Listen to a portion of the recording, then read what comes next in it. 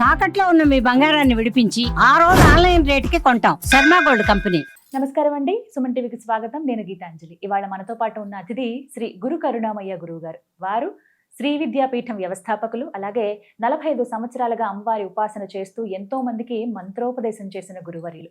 వారితో మాట్లాడి మనకున్నటువంటి సందేహాలకు సమాధానాలు తెలుసుకుందాం.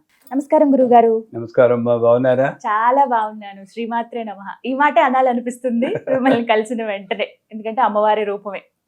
అందరూ అమ్మవారి రూపాలే. ఖచ్చితంగా. అంటే ప్రతిదీ మీరు చెప్పిన మాటలు ఎప్పుడు గుర్తు చేసుకుంటూ ఉంటాను. కూర్చున్న సోఫా అమ్మవారే, మనం వేసుకున్న ఆభరణాలు అమ్మవారే, బొట్టు అమ్మవారే, అంతా విశ్వం అంతా అమ్మవారే కదా. అవి ఎప్పటికీ నా మదిలో ఉంటాయి ఆ మాటలు మిమ్మల్ని తలుచుకున్నప్పుడు. చాలా ఈజీ అవుతుంది. ప్రత్యేకించి గుడికి వెళ్ళక్కర్లేదు, ప్రత్యేకించి పూజ రూములోనే కూర్చుంటేనే నాకు భగవంతుడు గుర్తు రావాలి అని లేదు. సర్వం కల్విదం బ్రహ్మ అంటే అంతటా అన్ని వేళ్లందు నాకు భగవంతుడితో ఉన్నాను. ఇప్పుడు కుర్చీలో కూర్చుంటే అమ్మఒళ్ళలో కూర్చున్నాను అనుకోండి, ఎంత హాయిగా ఉంటుందో. నిజంగా అది సంతోషమే. అమ్మ ఒళ్ళో కూర్చున్నాను, అమ్మ ఎదురుగుండా కూర్చున్నాను ఈ మాట అయితే అంటారు. గురుగారు, చాలా ప్రశ్నలు ఎప్పటికప్పుడు ప్రేక్షకులు అడుగుతూ ఉంటారు. అవన్నీ దాచి మీ ముందు ఉంచుతున్నారు అనమాట, ఎందుకంటే చాలా కాలం తర్వాత వస్తూ ఉంటారు కాబట్టి. ప్రాణ ప్రతిష్ఠ గురించి ఒక ప్రస్తావన వచ్చిందండి. నాకు తెలిసి ఒక 10ల సంఖ్యలో కామెంట్స్ ఇవి. ఎలా చేయాలి? ఇప్పుడు నేను ఇంటికి ఒక పూజ్య అమ్మవారి విగ్రహం తెచ్చుకున్నాను. అమ్మవారు వచ్చారు, నేను అలా రోజు నార్మల్గా పూజ చేసేయడమైనా, ప్రాణ ప్రతిష్ఠ చెయ్యాలా? చేసిన తర్వాత ఎలాంటి నియమాలు పాటించాలి? ఎటువంటి విగ్రహానికి ఎటువంటి ప్రాణ ప్రతిష్ఠ నియమాలు ఉంటాయి? మూలానికి వెళ్తే ఆవిడే ప్రాణశక్తి. ప్రాణశక్తి పరదేవత, హ్రాం బీజం, హ్రీం శక్తి, హ్రూం కీలకం అని మన ప్రాణప్రతిష్ఠాపన మంత్రంలో. ప్రాణశక్తికి ప్రాణం పోసి అని వాడు ఎవడున్నాడు చెప్పండి? అవునా కదా? ప్రాణశక్తికి అంతరా నిందిన ప్రాణం పోయడం ఏమిటి? కాకపోతే అక్కడ ప్రాణం ఉంది అని నేను తెలుసుకోవడమే ప్రాణశక్తి, ప్రాణప్రతిష్ఠ. ఇప్పుడు మీరు ఇక్కడ ఉన్నారు, నేను ఏదో ఆలోచిస్తూ ఉంటే మీరు నాకు ఇక్కడ ఉన్నారు అన్న దృష్టి నాకు లేనప్పుడు మీరు ఇక్కడ లేనట్టే. నాకు మీరు పలకరించినా కూడా నేను పలకని, ఇలా ఉంటూ ఉంటాను. మిమ్మల్నే చూస్తూ ఉంటాను. ఒకప్పుడు ఆలోచన ఏదో ఉంటుంది, మీరు ఎదురుగుంటా ఉన్నారు, మీరు ప్రాణంతో ఉన్నారు, అయినా సరే మీరు పలకరిస్తుంటే మీరు ఇలా అంటారు. ఏమిటి ఆలోచిస్తున్నట్టే? ఏదో ఆలోచిస్తున్నా అంటారు.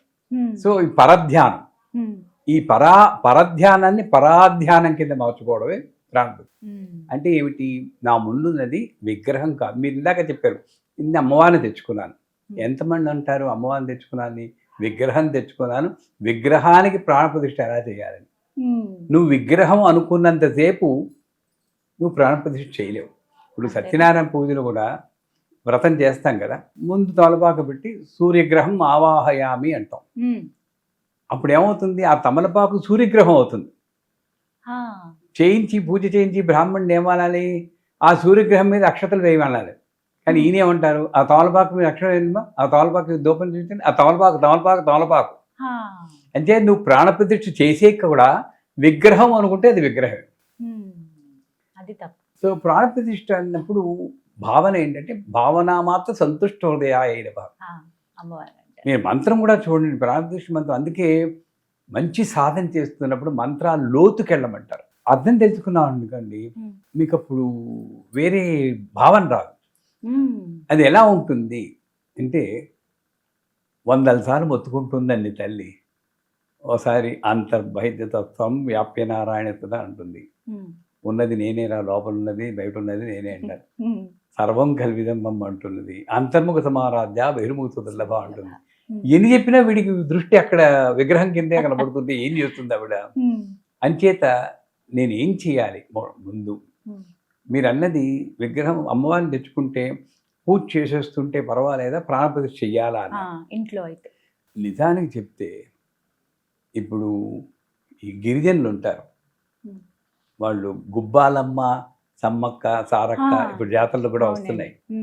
చిన్న అనకూడదు కానీ మన దృష్టి ఒక మాతా వాళ్ళ దృష్టిలో రాయిలా ఉంటుంది అంతే, రాత్రి రూపం. అవును. వాళ్ళు ఆ గిరిజనులు ఏం ప్రాణప్రతిష్ఠ చేస్తారండి? ఏం చేయరు కదా. కానీ అందులో అమ్మవారు ఉంది అని భావనతోటి అటు ఇటు వెళ్ళినప్పుడల్లా ఇలా దండం పెట్టుకుంటూ వాళ్ళ మంత్రం కూడా రాదండి. అమ్మా తల్లి, అమ్మ తల్లి, అమ్మ తల్లి అని. నువ్వే రక్ష. అప్పుడు ఇంకా ప్రాణప్రతిష్ఠ అక్కర్లేదు. నీకు ఇక్కడ అమ్మవారు ఉన్నారు, ఎదురుగా ఉన్నది అమ్మే, అది రాయి కాదు అనుకున్నప్పుడు నీకు ఇంకా ప్రాణప్రతిష్ఠ అక్కర్లేదు న్యాయం చెప్పాలి. కానీ మైండ్ ఏం చేస్తుందంటే ఏదో కొత్తగా పెడితే తప్పితే దాంట్లో పవర్ పెరగదు, ఈ మంత్రాలతోనే మంత్రం పవర్ పెరుగుతుంది అన్న ఒక అయోమయ స్థితిలో పడ్డప్పుడు ప్రాణప్రతిష్ఠ చేసుకుంటేనే మంచిది. అది చేసుకునేటప్పుడు కూడా నేను ఎక్కడి నుండో తీసుకొచ్చి ప్రాణం పెట్టడం లేదు, అక్కడ ఇక్కడున్న ప్రాణాన్ని అక్కడ పెడుతున్నాను, నాలో ఉన్న ప్రాణాన్ని నేను అక్కడ పెడుతున్నాను. మీరు ప్రాణప్రతిష్ఠ మంత్రం చూస్తే మా నవావరణ పూజలో వస్తుంది. మా నవావరణ పూజ అంటాను గర్వంగా, అంటే మేము చేసుకుంటాం కాబట్టి మన నవావరణ పూజలో వస్తుంది. హృచక్రస్తాం అంతఃశుమ్నాం పద్మాటవీ భేదన కుశలాం మోహాంధకార పరిబంధిని సంవిదగ్నిం శివదీపజ్యోజ్యోతిరూపిణీం ఆదిపరాసంవితం శ్రీలలితాయ ధ్యాయామి. ఎక్కడ హృచక్రస్తాం అంటే ఎక్కడుంది ఆవిడ? లోపల ఉన్న చక్రాల్లో ఉంది, అంతః మధ్యలో సుషుమ్నలో వెళ్తూ ఉండి కుండలిని శక్తి నేనే అని చెప్తుంది.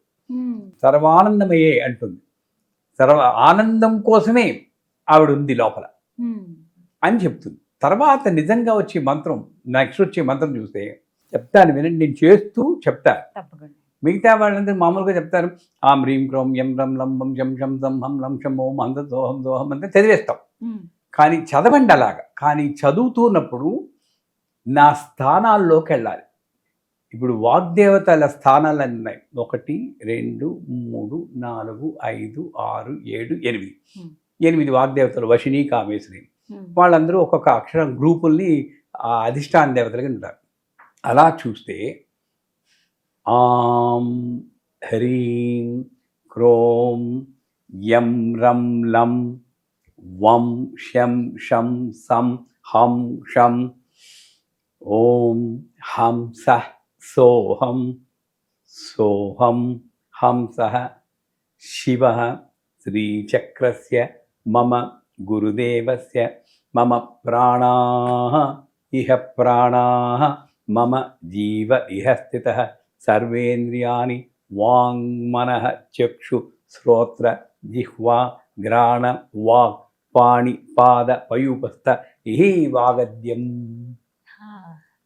ఎంత బాగా చెప్పాడు ప్రాణప్రతిష్ఠ మంత్రం. అంటే ఎక్కడి నుంచి తీసుకొస్తున్నావు? నాలో ప్రాణశక్తిగా సర్వ అంగాల్లోనూ అణువున వ్యాపించిన తల్లి, నువ్వు లోపల ఉంటే నాకు తెలియట్లేదు, బయటకు వచ్చి కూర్చో, ఇందులో కూర్చో అని చెప్తున్నాం. అలా చేసిన ప్రాణప్రతిష్ఠ మామూలుగా రోజు చేసుకుంటాం మేము. ఇకపోతే విగ్రహాన్ని తీసుకొస్తే అధివాస పూజ ఉంటుంది, 5 రోజులు చెయ్యాలి. మొదటి రోజు విగ్రహానికి పంచోపచారము షోడశోపచారము చేయాలి. ఉపచారాలు తెలిసిన వాళ్ళు చేసుకోగలరు, లేదు అంటే విగ్రహాన్ని తీసుకొచ్చి గంధం పుష్పం ధూపం దీపం నైవేద్యం 5 ఉపహారాలు. ఏం అక్కర్లేదు, మంత్రమే అక్కర్లేదు. ఇప్పుడు రిక్షావాడు ఉంటాను అనుకోండి, అతనికి ఏమొచ్చండి, ఒకవేళ నేను చెప్పిన హగుం సత్యుషతరంతరిక్షతద్ధోత వేదిషత్ అదిద్రోనషత్ వృషత్ వరదుద్యోజ రుతజ అద్దిజ రుత బృహత్ నమ, ఇది బ్రహ్మకళావాహనం. చేయగలరా? అసలు ఏం చెప్తారు?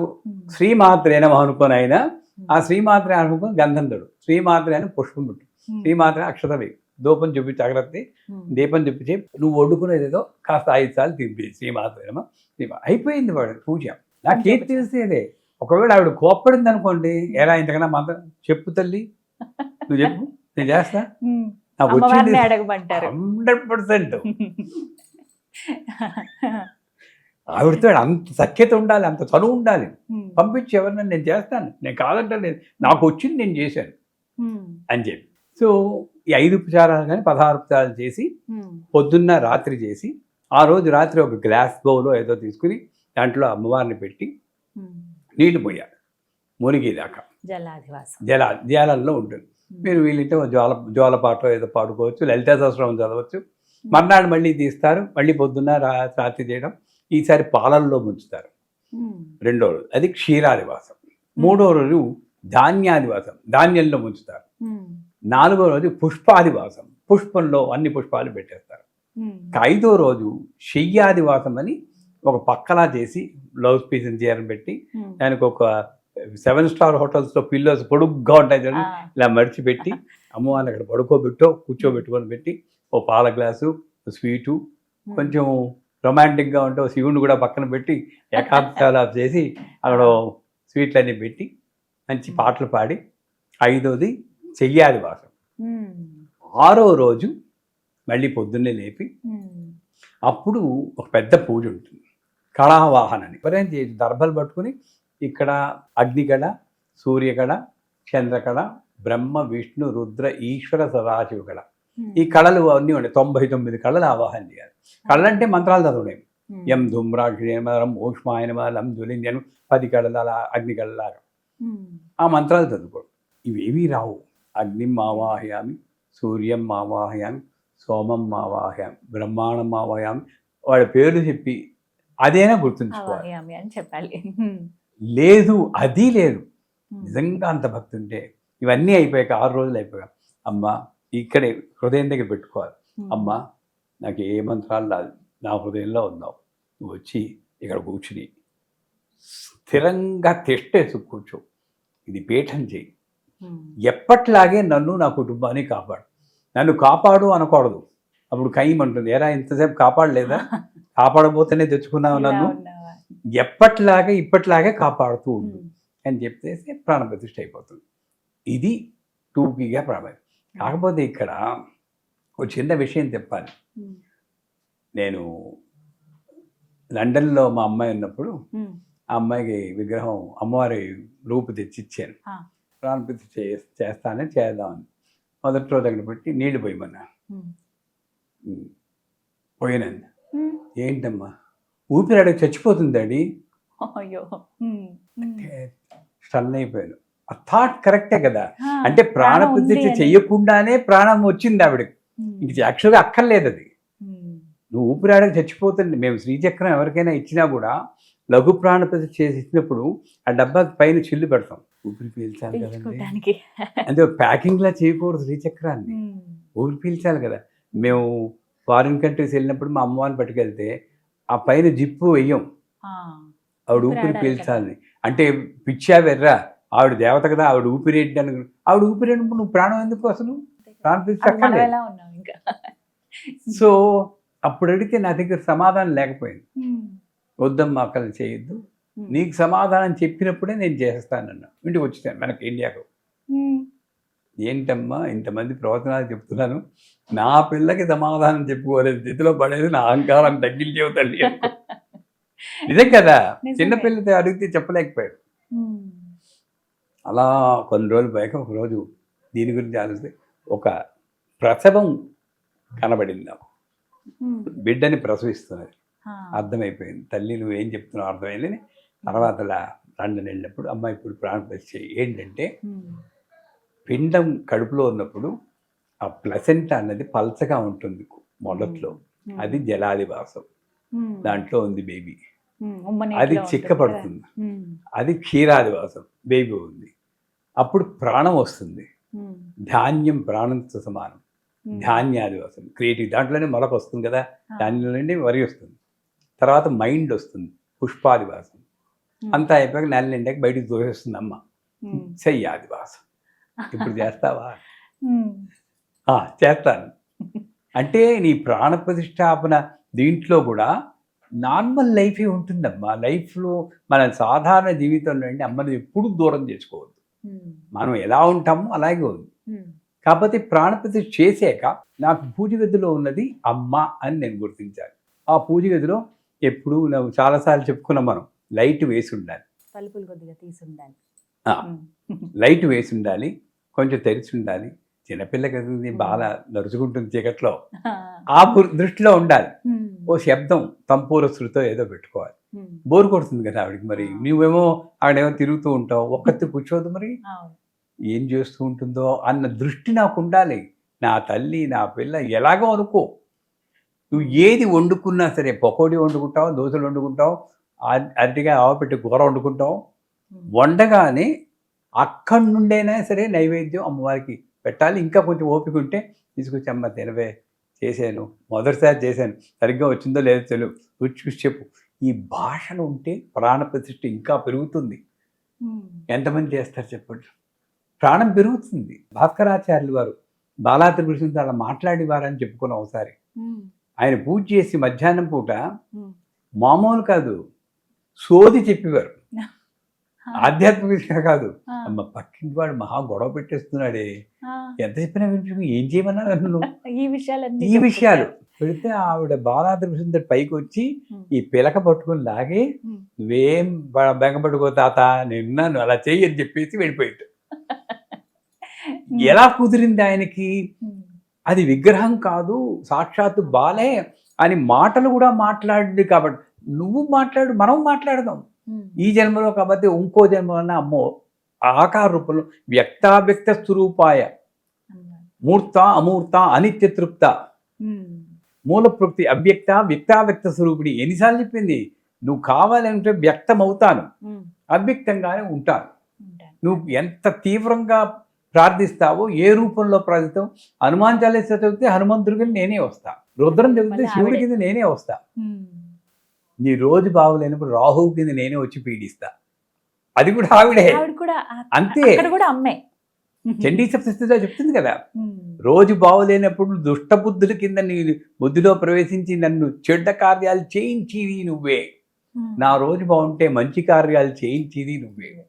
అంటే నేను వేడుకోవాల్సిందంటే, అమ్మ నా శరీరాన్ని మంచి కార్యాల కోసం వినియోగించుకో తల్లి అనాలే కానీ ఇంకేది కోరుకోకూడదు. ఒక చిన్న సందేహం గురుగారు, మరి కేవలం ఫోటోలే పెట్టుకుంటారు కొంతమంది. అసలు విగ్రహం అనేది మేము తెచ్చుకోమండి, నియమాలు ఉంటాయి, మాకు భయము, అవి పాటించలేకపోతే ఇబ్బంది. కేవలం ఫోటోల్లో ప్రాణ ప్రతిష్ఠ చేయొచ్చా? బేసిక్గా చేయాలి. కాకపోతే ఒక్కొక్క ఆర్టికల్లో అంటే ఒక్కొక్క వస్తువుల్లో ప్రాణాన్ని నిలుపుకునే శక్తి ఉంటుంది. ఇప్పుడు విగ్రహాలే ఉందనుకోండి, పంచలోహ విగ్రహం తీసుకుంటే దాంట్లో ప్రాణాన్ని నిలుపుకునే శక్తి ఎక్కువ కాలం ఉంటుంది. బంగారు విగ్రహం అయితే ఇంకా ఎక్కువ ఉంటుంది. ఈ రోజుల్లో మనం బంగారం గురించి మాట్లాడడానికే భయపడుతుంది, చాలా భయం వేస్తుంది. అవునా? అలాగే అలా తీసుకుంటూ వెళ్తే ఒక ఫోటోలో చూస్తే ఆ నిలుపుకునే శక్తి చాలా తక్కువ ఉంటుంది. కాకపోతే ఇప్పుడు అదే అమ్మవారి ఫోటో, మా నాన్నగారి ఫోటో, అమ్మగారి ఫోటో ఉందనుకండి, దాన్ని నేను ప్రాణప్రతిష్ఠ చేయక్కర్లేదు. అమ్మగారిని అక్కడ చూడగానే అమ్మ అనుకుంటాను, వెళ్ళిపోయినా సరే. అంటే ఏంటి? నా భావన. అంచేత నీ భావన బలంగా ఉంటే ఫోటోకైనా కూడా నువ్వు ప్రాణప్రతిష్ఠ చేసుకోక్కర్లేదు, భావంతోటే ఉంది.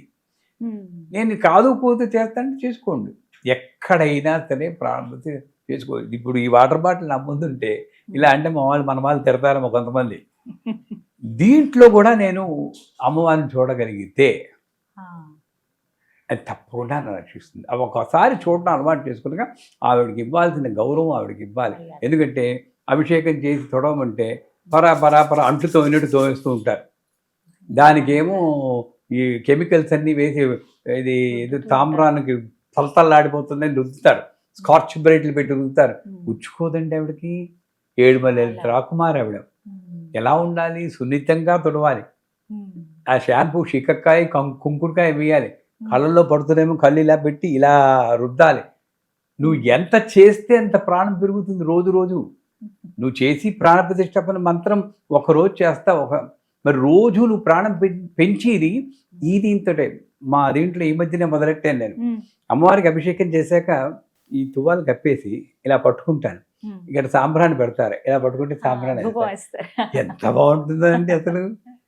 నాకు నిజంగా అమ్మ అక్కడ కూర్చుని ఆ పొగల్లో అమ్మని చూస్తుంటే అలా ఉండిపోవాలనిపిస్తుంది అనమాట. నేను మా చిన్నప్పుడు మా అమ్మకి మా అక్కయ్యకి నా పని ఏంటంటే, మా నవారమంత్రం మీద పడుకుంటే కిందని కొంపటి పెట్టి సాంబ్రాన్ని పెట్టి ఇలా విసరడమే. అయిందా ఎంత కేశభర. అప్పుడు ఇప్పుడు నేను నవావణ పూజ చేస్తుంటే కేశభరస్య కాల గరు ధూపం కలిపామనమా అంటే కేశాలన్నీ నిండిపోయేంత ధూపం వేయాలి. మా అమ్మ చెప్పేది, ఇంకా వేయరా అంటే విసుక్కునేవాడిని. ఇప్పుడు తెస్తుంది ఆ కేశాలని నిండిలా వేయాలని అప్పుడు అమ్మ చెప్పింది నాకు. నేను అనేది ఏంటంటే, మీరు అడిగిన ఒక ప్రశ్నకి ఒక సెంటెన్స్తో సమాధానం చెప్పలేం. ప్రాణప్రతిష్ఠ ఇలా చెయ్యొచ్చని చెప్తున్నాను, కానీ దాన్ని చేసినా చేయకపోయినా మీరు అమ్మవారితో నడుచుకునే తీరు, అమ్మవారితో నీవు మాట్లాడే తీరు, అమ్మవారికి రోజు ఇంత అరటిపండు పెట్టేసేసి నా ప్రాణం పని అయిపోయింది అనుకోవద్దు. నువ్వు ఏది వండుకుంటే కాఫీ అయినా సరే అమ్మవారికి కూడా తాగగలిగితే అది పూర్ణ ప్రాణప్రతిష్ఠ. అమ్మవారికి చెప్పకుండా బయటికి వెళ్ళకపోతే ఆ వెళ్ళిపోతున్నప్పుడు మీరు చెప్తారా? పూజ గదిలోకి వెళ్ళి అమ్మ వెళ్ళొస్తానే నేను చెప్తానండి. అంతే చాలు, జాగ్రత్త అమ్మ, వస్తాను సాయంత్రం అని చెప్పేసి వస్తాను. వచ్చేస్తానే. ఆ.